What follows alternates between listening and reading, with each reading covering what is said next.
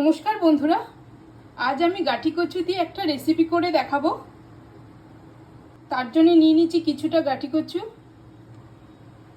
লেবু নিয়েছি একটা, ফোড়নের জন্য নিয়েছি কাঁচা লঙ্কা, কালো জিরে, হলুদ, তেল, পোস্ত আর চিনি। প্রথমে গাঠি কচুগুলোকে আমি কেটে নেব। গাঠি কচুগুলো আমার কাটা হয়ে গেছে, কেটে ধুয়ে রেখে দিয়েছি। আর একটা সসপ্যানে জল বসিয়ে দিয়ে নুন দিয়ে দিলাম, হলুদ দিয়ে দিচ্ছি, দিয়ে দেবো কেটে রাখা গাঠি কচুটা। হালকা একটু ভাপিয়ে নেব। হালকা ভাপানো হয়ে গেছে, এবার আমি নামিয়ে নেবো, জল ছড়িয়ে নেব। বসিয়ে দিয়ে গ্যাস জ্বালিয়ে দিলাম। তেল গরম হয়ে গেছে, এবার কালো জিরে আর কাঁচা লঙ্কাটা দিয়ে দেবো। দিয়ে দেবো গাঠি কচু,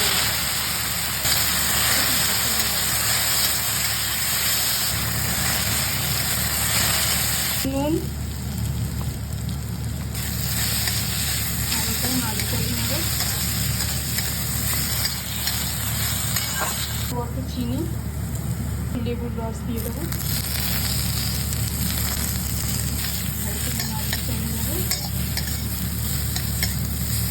থেকে একটু পোস্ত ছড়িয়ে দেবো, নাড়িয়ে নিয়ে নামিয়ে নেব। এই গাঠি কচুর এই সুন্দর রেসিপিটা যদি আপনাদের ভালো লেগে থাকে তাহলে অবশ্যই লাইক করবেন, কমেন্ট করবেন। নমস্কার।